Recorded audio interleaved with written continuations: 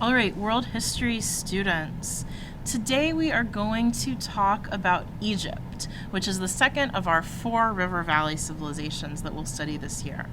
Egypt was called the gift of the Nile because having the Nile River is what allowed Egypt to become such a great civilization, and we're going to talk about why that was right now.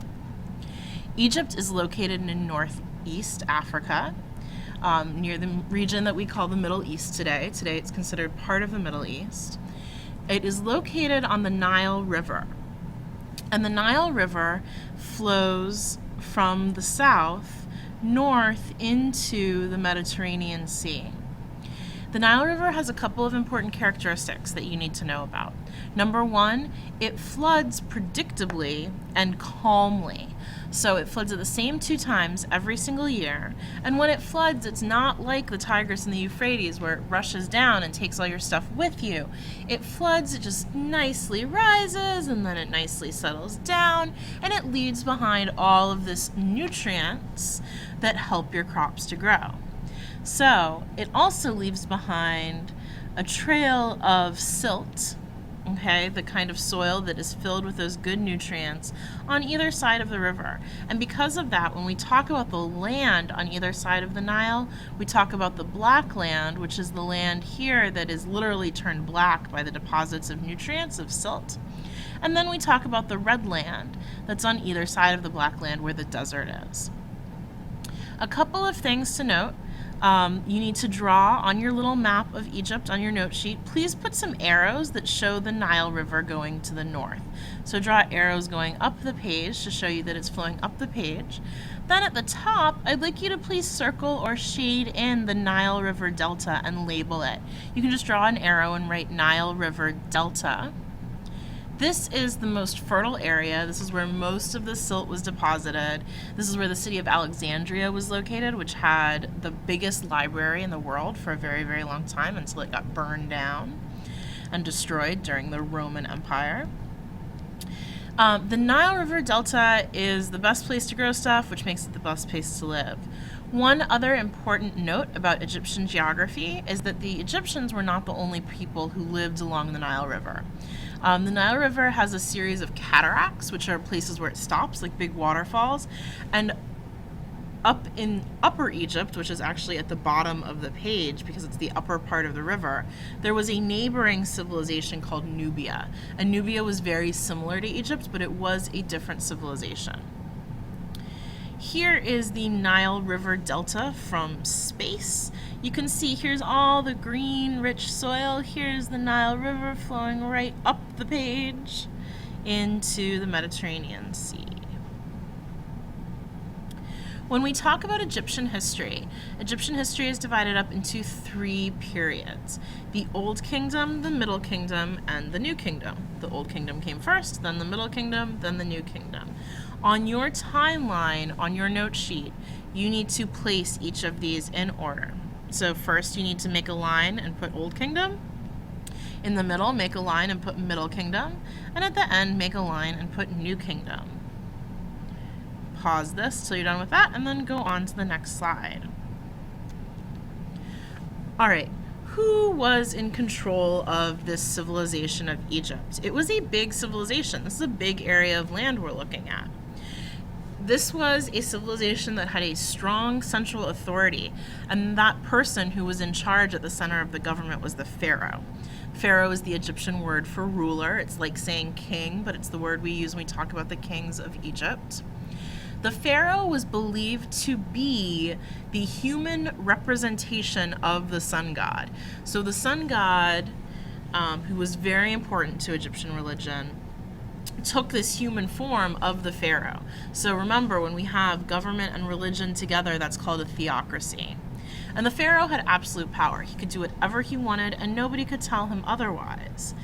Remember, he is the sun god, so how are you going to tell a god that they're doing something wrong? You just can't do it. So the pharaoh got to do whatever he wanted. The pharaoh would use his chief advisor, his chief minister, a guy named the vizier, to run the day-to-day operation of the government. The vizier was the head of a large bureaucracy, and you need to write down this definition for bureaucracy on your note sheet. A bureaucracy is a system of government in which most of the important decisions are made by state officials rather than elected representatives. That means that the things that the government does are done by people who are appointed by the people in charge, like the vizier and the pharaoh, instead of people who are elected by the everyday people. So we have a bureaucracy in our government too, right? If you go to the DMV or if you come to school, the people who work at these places are all part of the government, but they haven't been elected. Nobody took a vote so that I could be your world history teacher. I was given that job by being hired, okay? So that's what a bureaucracy is. A couple of pharaohs that you should recognize the names of. You don't need to write anything right now. The first is Hatshepsut. Hatshepsut was one of the first female pharaohs, although there were actually quite a few women pharaohs. We'll talk about Cleopatra when we talk about Rome. She's probably the most famous female pharaoh. She did a lot to expand trade between Egypt and other civilizations. So she really helped to make in Egypt a bigger player in the world. Then we have Ramses II. Ramses is probably the best known pharaoh. Because this is the pharaoh in the Bible story of Moses and the Israelites escaped from slavery in Egypt. So if you know that story about Egypt, then you know about Ramses II. Okay, flip your note sheet over to the back to your religion section. Egypt was polytheistic. Hopefully you remember that polytheistic means that they worshipped more than one god. The pharaoh was the sun god. They built elaborate tombs for the pharaohs when they died, and those tombs were often pyramids, but not always. There are also purely underground tombs that they built at different times in history. But you should know that the pyramids were built to be tombs, the burial places for pharaohs. And you have a picture on your note sheet that shows you what the inside of those pyramids looked like. The Egyptians believed that you would have a good afterlife when you died, that things would be great. You would take all of your stuff from life with you, and that would go with you to the afterlife. And there's a whole book that gives you the guidelines for the afterlife called the Book of the Dead.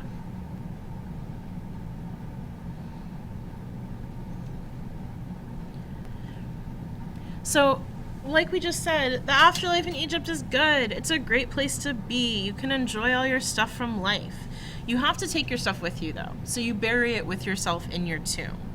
The Egyptians believed that you had to be mummified because you had to keep your body so that you would have something to live in the afterlife. So how does mummification work? What would happen is they would take out your internal organs, your heart, your stomach, your lungs, and put them in jars called canopic jars and preserve them. Then they would take something that looked like a knitting needle and they would pull out your brain through your nose and preserve it in a jar.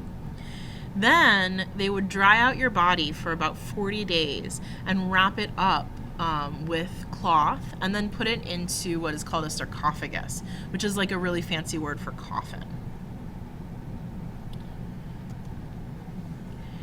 How did you know where you were going in the afterlife? You knew because you followed the instructions in the Book of the Dead. The Book of the Dead is a collection of religious and magical stories, and it showed the deceased person how to take the journey to the afterlife. And in order for the person to know what to do when they were dead to get to the afterlife, they would paint scenes from the Book of the Dead on the coffin and in the burial room, okay, the place where the coffin was put if you had a really fancy tomb for the deceased person. And this book was written in hieroglyphics, which is the Egyptian writing form. The hieroglyphic system that Egyptians used were made of pictograms. So you can see that there are signs that represent different sounds and different symbols. Okay, lastly, Egypt has these neighbors to the south called the Nubians, and you have this map on your note sheet, and what you need to do is circle your map and label it the same way I have. So at the top part of the Nile River on the page, the northernmost part, which is actually the lower part of the river because it starts down here, is Egypt. So circle up here and label this area Egypt. And then circle down here, this is called the Upper Nile River. This is where Nubia is located. These people were very similar to the Egyptians. They shared a lot of cultural characteristics, but they were their own civilization.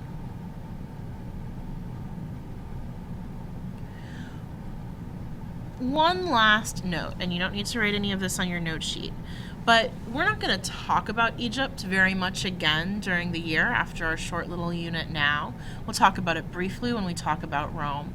But don't forget about Egypt. Egypt sticks around for a long time. It is not going anywhere.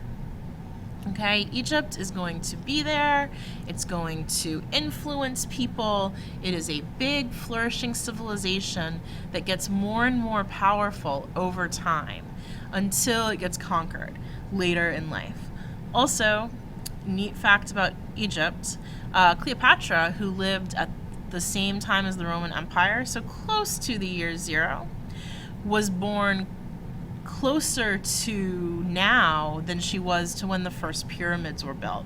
So when you hear about Egypt in the news today and when we study Egypt, it's important to remember that Egypt has been around a very, very long time. This is a civilization with a long and very powerful history. Go back and get any notes you missed. We will talk about any questions you have in class.